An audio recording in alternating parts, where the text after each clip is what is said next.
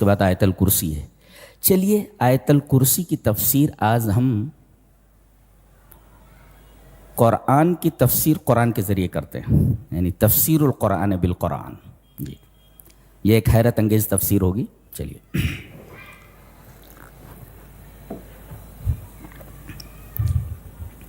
پہلے یہ سمجھ لیں کہ اس کی فضیلت کیا ہے. حدیث پاک میں ہے کہ قرآن کی اعظم آیت، سب سے عظیم آیت پورے قرآن حکیم میں یہی ہے، آیت الکرسی. اور نسائی کی ایک روایت ہے، نبی اکرم صلی اللہ علیہ وسلم نے ارشاد فرمایا من قرأ آیت الکرسی دبر کل صلاۃ مکتوبۃ لم یمنعہ من دخول الجنۃ الا ان یموت، رواہ النسائی وقال الالبانی ھذا حدیث صحیح. یہ حدیث صحیح ہے. نبی کریم صلی اللہ علیہ وسلم نے ارشاد فرمایا کہ جو آدمی ہر فرض نماز کے بعد آیت الکرسی پڑھے تو اسے جنت میں داخل کرنے سے کوئی چیز نہیں روک سکتی سوائے موت کے. مرا کہ جنت میں پہنچ گیا. یہ فضیلت ہے اس کی یہ فضیلت بتاتی ہے کہ یہ قرآن کی اعظم آیت ہے، سب سے عظیم الشان آیت، کہ جیسی آیت پورے قرآن حکیم میں موجود نہیں ہے. تو یہ اس کی فضیلت ہے. اس میں 10 جملے ہیں، یعنی there are 10 sentences in it. یہ دے پہلا جملہ جو ہے، پہلا سینٹنس یہ دعویٰ ہے، اور 9 جملے اسی دعوے کی دلیل ہیں. ایک مفسر نے لکھا ہے کہ اس ایک آیت کے اندر اللہ نے اپنی توحید پر 12 دلیلیں دی ہیں. جی اس اعتبار سے بھی یہ آیت کریمہ انتہائی عظیم الشان ہے، اور ایک اعتبار سے اور بھی عظیم الشان ہے کہ اس میں اللہ کے اتنے اسماء اور صفات ہیں کہ جتنے اسماء اور صفات کسی اور آیت میں نہیں ہیں. یوں یہ آیت کریمہ سب سے عظیم الشان آیت کریمہ ہے قرآن حکیم کی. چلیے دیکھتے ہیں. اللہ لا الہ الا ہو، اس ٹکڑے کی تفسیر قرآن کی تفسیر قرآن سے. وَإِلَٰهُكُمْ إِلَٰهٌ وَاحِدٌ، تمہارا معبود ایک ہی معبود ہے. کیا معلوم ہوا کہ فَكُلُّ إِلَٰهٍ مِّن دُونِ اللَّهِ فَهُوَ بَاطِلٌ وَكُلُّ مَا عُبِدَ مِن دُونِ اللَّهِ فَهُوَ إِلَٰهٌ فَهُوَ مَعْبُودٌ بَاطِلٌ، کہ اللہ کے علاوہ جو بھی الہ ہے وہ باطل ہے، اور اللہ کے علاوہ جس بھی الہ کی پرستش کی جائے وہ معبود باطل ہے. وہ خود باطل ہے اور اس کی عبادت بھی باطل ہے. ظاہر ہے کہ ایک ذات باطل ہے سرے سے، تو اس کی جب عبادت کی جائے گی تو اس کی عبادت بھی باطل ہوگی. جی تو قرآن حکیم کی تفسیر قرآن سے. اللہ لا الہ الا ہو وَإِلَٰهُكُمْ إِلَٰهٌ وَاحِدٌ، تمہارا معبود ایک ہی معبود ہے. یہ اس ٹکڑے کی تفسیر قرآن کی تفسیر قرآن سے. الحی القیوم، الحی اس کی تفسیر سورہ فرقان میں ہے. وَتَوَكَّلْ عَلَى الْحَيِّ الَّذِي لَا يَمُوتُ، حی کس کو کہتے ہیں؟ جس کو موت نہ آتی ہو اس کو کہتے ہیں حی. الحی، اللہ تبارک و تعالیٰ کو موت نہیں آتی، موت نہیں آئے گی. تو وَتَوَكَّلْ عَلَى الْحَيِّ الَّذِي لَا يَمُوتُ، یہ سورہ فرقان کی آیت سے الحی کی تفسیر کی گئی. جی القیوم، القیوم، قیوم کا مطلب ہوتا ہے کہ ہر چیز اسی سے قائم ہو اور وہ خود قائم ہو. جی جی ہر چیز اس سے قائم ہو، وہ کسی سے قائم نہ ہو. وہ قائم بے نفس ہی ہو اور قائم بغیر ہی بھی ہو، یعنی خود قائم ہو اور دوسروں کو قائم کرنے والا ہو، اس کو کہتے ہیں قیوم. جی ایک مطلب اور بھی ہے، اے مستغنن عن کل احد وکل احد مفتقر الیہ، یعنی وہ کسی کا محتاج نہیں، سب سے بے نیاز ہے اور کائنات کا کوئی ذرہ ایسا نہیں ہے جو اس کا محتاج نہ ہو. دیٹ از کالڈ قیوم. اس ٹکڑے کی تفسیر قرآن حکیم سے, یا ایھا الناس انتم الفقراء الی اللہ واللہ هو الغنی الحمید. اے دنیا کے تمام انسانوں تم سب اللہ کے محتاج ہو, غنی تو صرف اللہ کی ذات ہے جو قابل تعریف ہے. یہ القیوم کی تشریح ہے, اور القیوم کی شرح ہے آیت کریمہ سے, تفسیر القرآن بالقرآن. اس کے بعد فرمایا گیا لا تاخذہ سنۃ ولا نوم, اسے نہ اونگھ آتی ہے نہ نیند آتی ہے. اونگھ کا مطلب ہوتا ہے ڈمی لینا, جیسے ڈمی, یہ بھی نہیں آتی اس کو, اور نیند بھی نہیں آتی. اس لیے کہ نعاس یعنی اونگھ یہ غفلت کی ابتدا ہے اور نیند غفلت کی انتہا ہے. اللہ تبارک و تعالی غفلت کی ابتدا سے بھی پاک ہے اور غفلت کی انتہا سے بھی پاک ہے. کیوں؟ اس لیے کہ کوئی دعا کر رہا ہو, اس سے کچھ مانگ رہا ہو اور وہ سو رہا ہو تو وہ معبود کیسے ہو سکتا ہے؟ جی, معبود کو تو ہمیشہ بیدار رہنا چاہیے نا. ہے ہمارا معبود سوتا نہیں ہے تو عبادت کے لائق تو وہی, جو ڈوب جائے وہ کہاں عبادت کے لائق ہوتا ہے. لوگ کفناتے ہیں, دفناتے ہیں, منو من مٹی کے نیچے دبا دیتے ہیں, کہتے ہیں اب بابا دینے والے ہیں. دیکھیے, یہ دیکھیے, یہ کیا تماشا ہے. جو زندہ ہو وہی دیتا ہے, جو مر جائے وہ کہاں دیتا ہے, وہ کیسے دے سکتا ہے.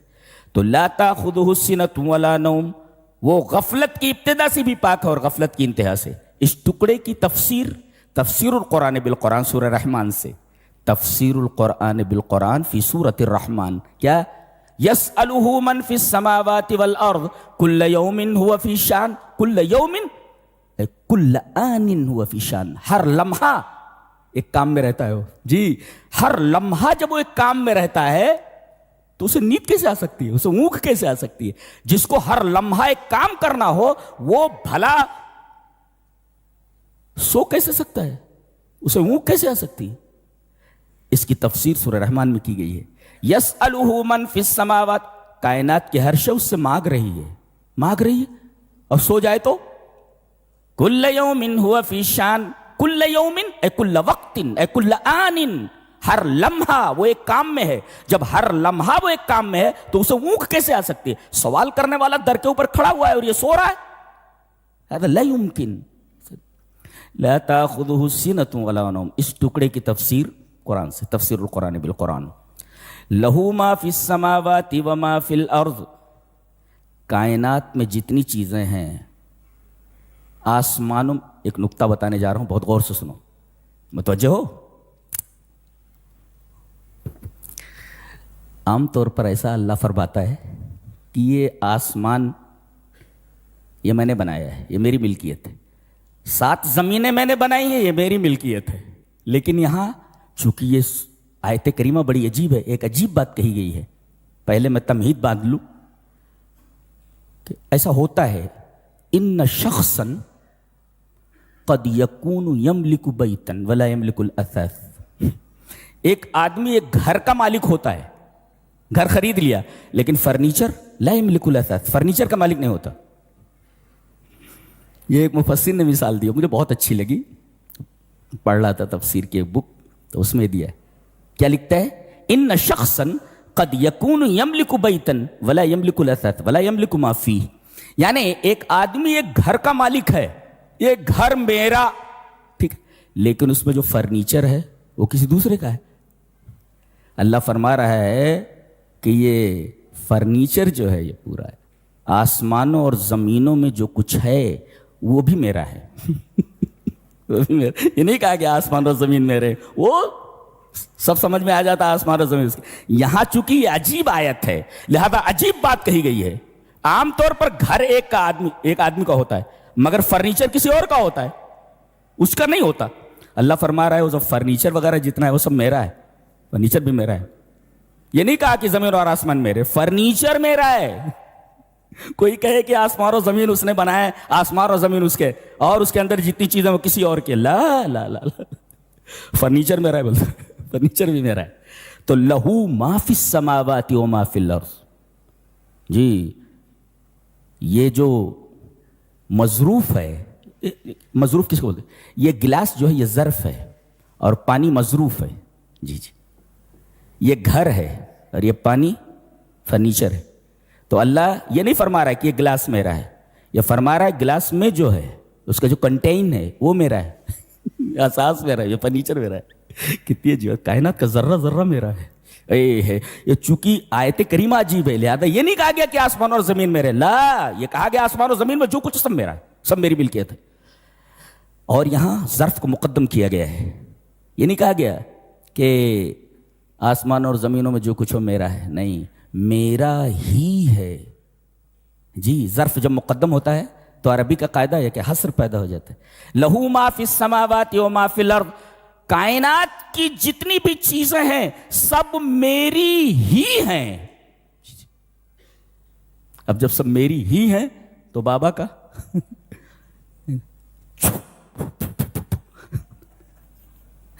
ڈھونگ ہے، یہ سب کمانے کھانے کے دھندے ہیں. انا للہ و انا الیہ راجعون. دیکھا میں نے تو چیپ حرکت ہے پاگلوں جیسی.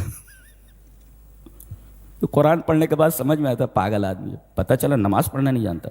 بابا شف شف، نام بھی ان کے بڑے عجیب ہوتے ہیں سب، ایک بھی نام صحیح نہیں ہوتا ان کا. لہو ما فی السماوات و ما فی الارض، میری ہی وہ تمام چیزیں ہیں جو کائنات میں، آسمان و زمین میں، کنٹین میرے. من ذا الذی یشفع عندہ الا باذنہ، کہتے ہیں کہ وہ روحیں لے کر جا رہے تھے. کون؟ حضرت ملک الموت. غوث اعظم نے وہ تھیلا چھین لیا.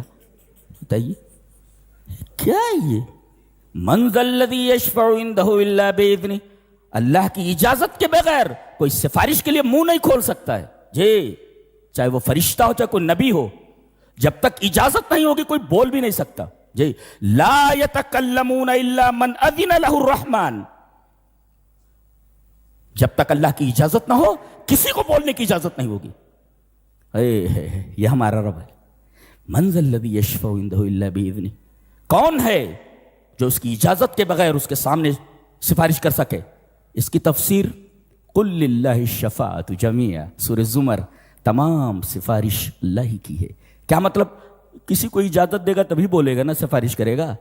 ان کو اجازت دے دیا، ان کو اجازت دے دیا، ان کو اجازت دے دیا، تو ساری سفارش تو اللہ ہی کی ہوئی نا. اجازت نہ دے تو کوئی سفارش کر ہی نہیں سکتا. تو قل للہ الشفاعۃ جمیعا، تمام کی تمام شفاعتیں سب اللہ کی. یہ تفسیر القرآن بالقرآن. من ذا الذی یشفع عندہ الا باذنہ کی تفسیر قل للہ الشفاعۃ جمیعا. اب آگے بہت عجیب بات کہی جا رہی ہے اور ایک سائنٹیفک بات ہے سائنس کے طلبہ کے لیے بھی. یعلم ما بین ایدیہم وما خلفہم، وہ جانتا ہے جو کچھ انسانوں کے آگے ہے، جو کچھ انسانوں کے پیچھے ہے. العلوم اربع، جی،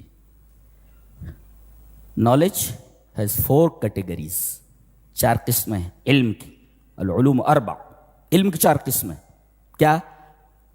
علم الحاضر، علم الماضی، علم المستقبل، اور علم ما لم یکن. علم ما لم یکن اذا کان کیف یکون، یہ ایک علم ہے. تو ایک تو ماضی کا علم، جو انسان کا ماضی ہے، پاسٹ ہے، اس کے بارے میں علم رکھتا ہے. حاضر کا علم ہے اس کے پاس. فیوچر کا علم ہے. یہ تو 3 ہو گئے. چوتھا بہت سائنٹیفک ہے، علم ما لم یکن اذا کان کیف یکون.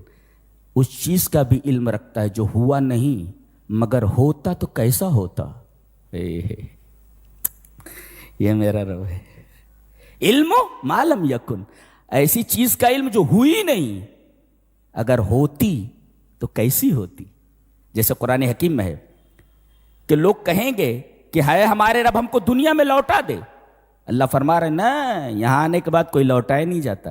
دنیا میں مہلت عمل دی گئی تھی، انبیاء بھیجے گئے تھے، کتابیں بھیجی گئی تھی. کیا کیا تم نے؟ جھک ماری ہے تم نے، اور اب یہاں رو رہے ہو، گڑ گڑا رہے ہو.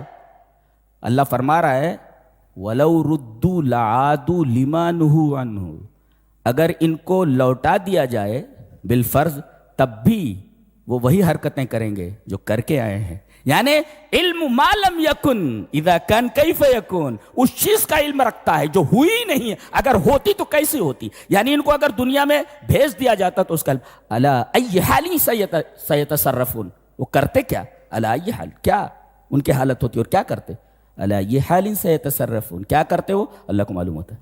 یہ بہت ہی عجیب و غریب علم ہے، عجیب و غریب علم ہے. ہوئی نہیں، اگر ہوتی تو کیسی ہوتی. اللہ، علم کی چوتھی قسم ہے. تو یعلم ما بین ایدیہم وما خلفہم، اس کی تفسیر کہ وہ ماضی کا علم رکھتا ہے، حاضر کا علم رکھتا ہے، مستقبل کا علم رکھتا ہے، علم و ما لم یکن کا علم رکھتا ہے. اس کی تفسیر کسی بھی آیت سے کر سکتے ہیں آپ کہ وَكَانَ اللَّهُ بِكُلِّ شَيْءٍ مُحِيطًا، یا یہ کہہ سکتے ہیں وَهُوَ مَعَكُمْ أَيْنَمَا كُنْتُمْ، وہ تمہارے ساتھ ہے جہاں بھی تم ہو. ماضی میں جہاں تھے ابھی تمہارے ساتھ تھا، حاضر میں تمہارے ساتھ ہے، مستقبل میں تمہارے ساتھ ہے، اور اگر ایسا ہوتا تب بھی تمہارے ساتھ ہوتا. جی یعلم ما بین ایدیہم وما خلفہم، جی وَهُوَ مَعَكُمْ أَيْنَمَا كُنْتُمْ، وہ تمہارے ساتھ ہے جہاں بھی تم ہو. یعنی اپنی ذات کے اعتبار سے نہیں بلکہ اپنے علم کے اعتبار سے، اپنے قدرت کے اعتبار سے، علماً اور قدرتاً وہ تمہارے ساتھ ہے، تمہاری ہر حرکت پر اس کی نظر ہے. لوگ گناہ کہاں کرتے ہیں؟ تنہائی میں، جہاں کوئی نہ ہو، آگے پیچھے دیکھتے ہیں، دائیں بائیں دیکھتے ہیں. کسی نے کتنا اچھا کہا ہے کہ خلوت میں، تنہائی میں گناہ کرنے سے اور بھی زیادہ ڈر، اس لیے کہ جو گواہ ہے وہی منصف بھی ہے. یعلم ما بین ایدیہم وما خلفہم. قرآن حکیم ہمیں بتاتا ہے کہ زندگی کیسے گزارنی چاہیے. یہ کتاب ہماری زندگیوں سے نکل گئی ہے نا، ہم سیریسلی کہاں لے رہے ہیں اس کو؟ سیریسلی صحابہ لیتے تھے، ان کی زبان تھی یہ. ہم لوگوں کو تو سمجھانا پڑ رہا ہے، وہ خود سمجھتے تھے، ان کی زبان تھی. تو خلوت میں گناہ کرنے سے اور بھی زیادہ ڈر، اس لیے کہ جو گواہ ہے، جو دیکھ رہا ہے وہی منصف بھی ہے، فیصلہ بھی کرنے والا بھی ہے. تو یعلم ما بین ایدیہم وما خلفہم کی تفسیر وَهُوَ مَعَكُمْ أَيْنَمَا كُنْتُمْ، تمہارا حال، تمہارا ماضی، تمہارا مستقبل سب اس کے سامنے ہے، اس لیے کہ وہ تمہارے ساتھ ہے جہاں بھی تم ہو. وَهُوَ مَعَكُمْ أَيْنَمَا كُنْتُمْ. یہ اس آیت کریمہ کی تفسیر القرآن بالقرآن. وَلَا يُحِيطُونَ بِشَيْءٍ مِّنْ عِلْمِهِ إِلَّا بِمَا شَاءَ. بڑے بڑے سائنسدانوں کو بڑا ناز ہے، ہم نے موبائل بنا لیا، ہم نے راکٹ بنا لی، ہم نے میزائل بنا لی، ہم نے بڑے بڑے اسکائی لیبس بنا لیے. اللہ فرما رہا ہے یہ ہمارا عطیہ ہے. جی وَلَا يُحِيطُونَ بِشَيْءٍ مِّنْ عِلْمِهِ إِلَّا بِمَا شَاءَ. یہ لوگ اللہ کے علم کا کوئی احاطہ نہیں کر سکتے الا بما شاء، جتنا اللہ چاہے. جو علم اللہ دینا چاہے وہی سائنسداں کو ملے گا، اور جتنا دینا چاہے اتنا ملے گا. کینسر کی دوا کیوں نہیں ایجاد کر پا رہے ہیں؟ کیوں نہیں نکال پا رہے ہیں؟ ابھی نہیں دے رہا ہے وہ، ابھی نہیں دے رہا ہے. وَلَا يُحِيطُونَ بِشَيْءٍ مِّنْ عِلْمِهِ إِلَّا بِمَا شَاءَ. گویا جو علم مل رہا ہے وہ اللہ کی عطا ہے، اللہ کی مشیت ہے، اور جتنا دے رہا ہے اتنا ہی آپ کو ملنا ہے، اس سے زیادہ نہیں مل سکتا آپ کو. تو گویا اس کا علم ہر چیز کو گھیرے ہوئے ہے. جی وَلَا يُحِيطُونَ بِشَيْءٍ مِّنْ عِلْمِهِ إِلَّا بِمَا شَاءَ وَكَانَ اللَّهُ بِكُلِّ شَيْءٍ مُحِيطًا. یہ اس کی تفسیر ہے، یہ سورہ نساء کی آیت سے. اچھا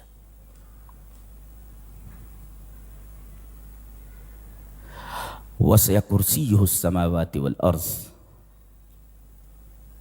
اس کی بھی تفسیر آپ کر سکتے ہیں کہ اللہ کی جو کرسی ہے وہ آسمان اور زمین کو گھیرے ہوئے. کرسی کیا ہے؟ اس سلسلے میں صرف ایک حدیث ملتی ہے جسے محمد ابن ابی شیبہ اپنی کتاب العرش میں لائے ہیں، اور علامہ البانی اس کو الاحادیث الصحیحہ کے اندر لائے. اس کا مطلب روایت صحیح ہے. الفاظ اس روایت کے یہ ہیں کہ مَا السَّمَاوَاتُ السَّبْعُ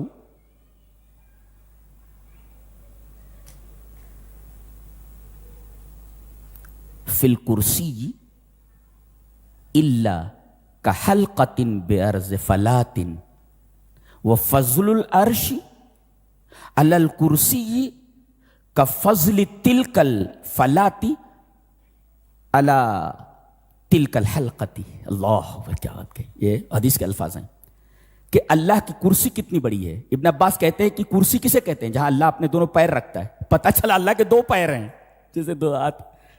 الکرسی موضع قدمین، کرسی اللہ کے دونوں پیروں کے رکھنے کی جگہ ہے، جہاں اللہ اپنے دونوں پیر رکھتا ہے. پتہ یہ چلا کہ اس کے دو پیر ہیں. اور کہاں رکھتا ہے پیر کو؟ کرسی کے اوپر رکھتا ہے. کرسی کتنی بڑی ہے؟ اس کی وسعت بتائی گئی حدیث میں کہ جیسے پورا ایک جنگل ہو، جنگل پورا بہت بڑا صحرا ہو، آدمی چلتے چلتے تھک جائے، اور وہیں کہیں ایک چھلا پڑا ہوا ہو انگوٹھی کا. اللہ، ایک چھلے کی کیا حیثیت ہے اس پورے صحرا کے مقابل میں؟ اس پورے ڈیزرٹ کے مقابلے میں چھوٹے سے رنگ کی کیا حیثیت ہے؟ ایک رنگ پڑی ہوئی ہو ان دا واسٹ ڈیزرٹ، ایک وسیع صحرا ہو، اس کے اندر ایک رنگ پڑی ہوئی ہو، تو اس رنگ کی کیا حیثیت ہوتی ہے ایک صحرا کے مقابل میں؟ اللہ. تو آسمان اور زمین اتنے بڑے، معلوم ہے کتنی سیارے ہیں، کتنی گیلیکسیز ہیں، کتنی کہکشائیں ہیں. یعنی سائنسدانوں کے جو ناپنے کے پیمانے وہ تھک جاتے ہیں، دیکھ نہیں پاتے ہیں کہ کتنی کہکشائیں. جب کرسی جہاں پیر رکھتا ہے اتنی بڑی ہے کہ وہ، اس کی مثال ایسے ہے پوری کائنات کے ساتوں آسمان اس کے مقابلے میں ایسے ہے کرسی کے جتنا کہ انگوٹھی ایک صحرا کے مقابل میں. اور عرش کتنا بڑا ہے؟ عرش ویسے ہی ہے جیسے کرسی کے مقابلے میں، کہ کرسی انگوٹھی ہے اور عرش صحرا ہے. اللہ اکبر. آدمی سوچ بھی نہیں سکتا، ڈر جائے گا. دیکھ، سوچ کر کے ڈر جائے، سوچ کر کے ڈر جاتا ہوں. ساتوں آسمان کرسی کے مقابلے میں جیسے صحرا ایک رنگ، اور عرش اور کرسی عرش کے مقابلے میں ایک رنگ کی طرح ہے، اور عرش صحرا کی طرح ہے. تو عرش، اس کے بارے میں فرمایا گیا الذی لا یقدر قدرہ الا اللہ. عرش کتنا بڑا ہے اللہ کے علاوہ کسی کو معلوم نہیں. یہ الفاظ ہیں. یہ کائنات ایسے تھوڑی چل رہی ہے جی، ذرہ ذرہ اس کے قبضے قدرت میں ہے. ٹس سے مس نہیں ہوتی کوئی چیز. کیا مجال سورج ذرہ برابر سر تابی کر سکے؟ آج نہیں نکلوں گا، آج نہیں ڈوبوں گا. ہمت ہے؟ ہمت ہے کس کے قبضے قدرت میں؟ آدمی سمندروں کو دیکھتا ہے، اس کی لہروں کو دیکھتا ڈر جاتا ہے. وہ ٹائٹینک کو پتہ لگانے کے لیے ہم نے ایک سین دیکھا کیسے جا رہے ہیں اندر. اللہ اکبر. وہ جہاز کا ملبہ وہاں پڑا ہوا ہے، ریکی جس کا. حیرت ہوتی ہے. رب تعالیٰ کو معلوم ہے کون چیز کہاں پر ہے، کتنی بڑی بڑی، کس کو کیا خوراک دینی ہے، رب کو سب معلوم، سب معلوم ہے اس کو. اللہ اکبر. وسع کرسیہ السماوات والارض وکان اللہ بکل شیء محیطا ولا یؤودہ حفظہما. اللہ پر زمین اور آسمانوں کا سنبھالنا، اس کی حفاظت بھاری نہیں ہے. یہ اس میں یہودیوں کا رد ہے. یہودیوں نے کہا کہ اللہ نے آسمانوں اور زمینوں کو بنایا اور سنیچر کے دن آرام کیا، یعنی یہ تھک گیا تھا. اللہ نے فرمایا وَلَقَدْ خَلَقْنَا السَّمَاوَاتِ وَالْأَرْضَ وَمَا بَيْنَهُمَا فِي سِتَّةِ أَيَّامٍ وَمَا مَسَّنَا مِن لُغُوبٍ. ہم نے آسمانوں اور زمینوں کو اور آسمانوں اور زمینوں کے درمیان جتنی بھی چیزیں ہیں ہم نے 6 دن کے اندر بنا ڈالی، اور تھکن تو چھوڑو، ہمیں تھکن چھو کر نہیں گئی. مس ٹو ٹچ. وما مسنا من لغوب. مس ٹو ٹچ، ہمیں تھکن چھو کر نہیں گئی. یہ ہمارا رب ہے. ساری چیزیں بنانے کے بعد تھکن چھو کر نہیں گئی. اندازہ لگائیے آپ کیسا ہے ہمارا رب. یہ اس کی تفسیر ہے. ولا یؤودہ حفظہما وہو العلی العظیم. علی کا مطلب ہوتا ہے کہ فاللہ فوق العالم، اس یونیورس کے پرے ہے. وہ اس یونیورس میں نہیں ہے، وہ اس یونیورس کے پرے ہے، عرش پر مستوی ہے. اس کی تفسیر الرحمن علی العرش استوى هو العلی، اس لیے کہ وہ بلند ہے اپنی ذات کے اعتبار سے، اپنی صفات کے اعتبار سے، اپنے قہر کے اعتبار سے، اپنے غلبے کے اعتبار سے بلند ہے، وہ اوپر کی طرف ہے. تو وہ العلی کی تفسیر کیا ہوئی؟ وہو العلی کی تفسیر الرحمن والعرش استوى، اور عظیم کی تفسیر ہے وہو رب العرش العظیم، جی وہ رب عرش عظیم، اس لیے کہ عظمت المخلوق تدل علی عظمت الخالق، مخلوق کی عظمت خالق کی عظمت پر دلالت کرتی ہے۔ مخلوق بڑی ہو، عظیم ہو، تو اس کا بنانے والا کتنا عظیم ہوگا، تو وہ رب عرش عظیم ہے، تو رب عرش عظیم ہے وہ، تو اس کی تفسیر ہوگی عظیم کی وہو رب العرش العظیم۔ جب اس کا عرش عظیم ہے تو عظمت المخلوق تدل علی عظمت الخالق۔ جی یہ اس آیت کریمہ کی تفسیر القرآن بالقرآن ہے، قرآن کی تفسیر قرآن سے۔